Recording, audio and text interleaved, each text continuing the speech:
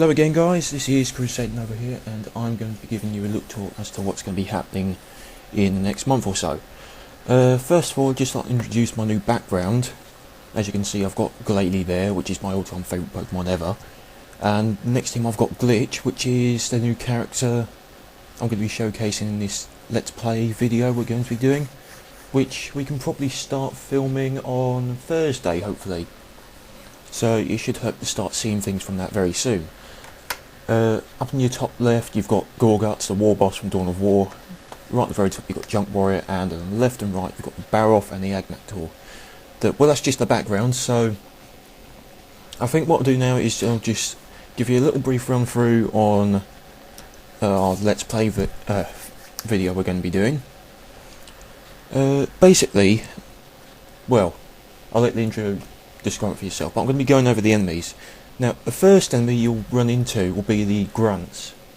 The Grunts come in different colours, and their colours represent what sort of weapon they've got. The colours they've got are blue, red, green, black and silver. And I think they appear in that order as well, I can't remember. Mind you, I've played it like 20 odd times. Yeah, sure, I got no life, but it was fun playing it. Anyway, the Grunts are my favourite unit in the game, mainly because they're completely stupid. They do all sorts of dumb things. And the unique thing about all the enemies here is that you can break their body parts. And it's not like break as in they completely fall off, they're just hanging there by loose joints. So, with the Grunts you can break their arms, their head and their waist. So it looks really funny when we got all those broke. Basically, the sort of weapons they have are a laser, a machine gun, which is called a spew for some reason. Solid projectile mission weapon, don't know why they give it that. Rocket launcher, something called a rivet gun, which is basically their version of a sniper rifle, and a flamethrower. And well, there's some more details about them later on in the game, but I'm going to save those to the actual playthrough, so then I've got something to talk about. And next we'll move on to the Guard. The Guard is the more serious version, as compared to the idiotic Grunts. The Guard's more serious, and they've only got two sort of attacks. They've got sort of like a scatter shot from their lance, or battle axe, whatever it is. Then there's one where they come up to you and just start swinging it back and forth. And again, you can break parts on them. You can break both arms, you can break their legs, you can break their head. Personally, if you're going to break any part of them, go for the one with the weapon on it. You get rid of that weapon, they're useless. Anyway, the Guards are quite cool. If I manage to put the picture in, you'll see what I mean. In fact, all of them look quite cool. And now moving on to the Titans, they're the biggest of the enemies you'll run into. Well, when I say the biggest, but that's not actually true. But you'll see in the playthrough. Now the Titans are more arrogant, pig-headed, attitude type units.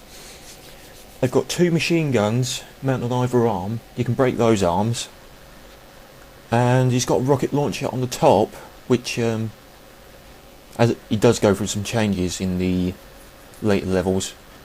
Come to think of it, I think the troopers, I haven't got to the troopers yet, but the troopers and the Guards don't really change at all, whereas the Grunts and Titans do. Anyway, where was I? Oh, you can break their head, you can break their missile launcher, you can break their legs. Now, what he likes to do is he likes to stomp on the ground, and, well, basically he can throw you off quite a way. It doesn't actually damage you, it's just mainly to disorientate you. And it's quite annoying, because if you get too close to him, you're basically going to die. But it depends how much health you've got. Now, onto the troopers. I haven't actually found a proper in-game picture of it, but I found a concept art picture. And it does actually look quite cool. In fact, you'll see that all these enemies look quite cool. And what's unique about the troopers is that they can actually fly. And they've got lasers mounted on both arms, and they do like to shoot you from the sky. They'll just sort of hover for a bit and shoot you.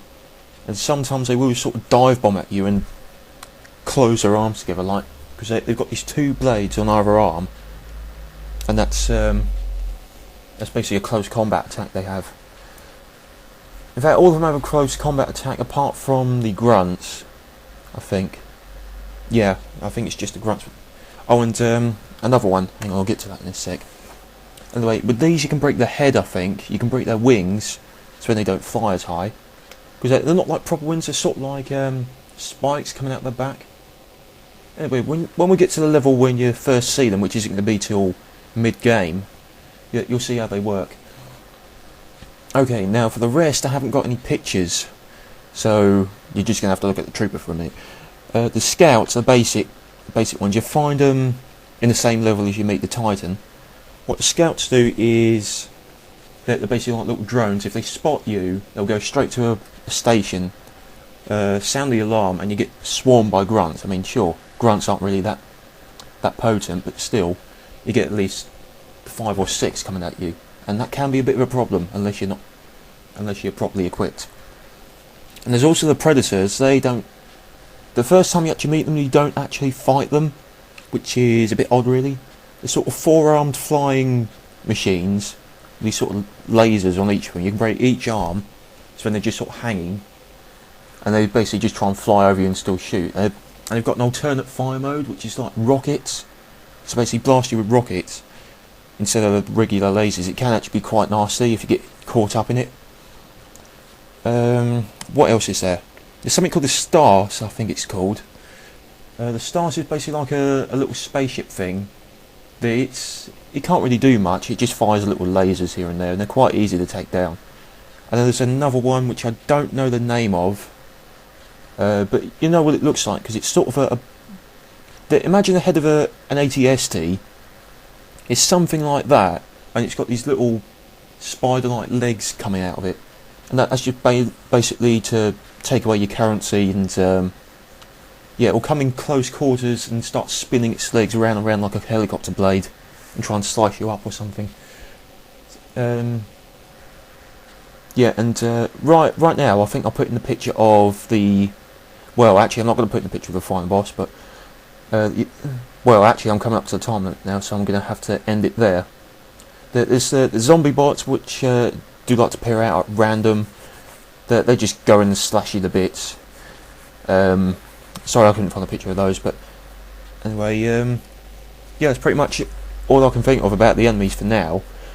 And well, I guess you'll just have to see them in the playthrough. So until next time, I'll see you around.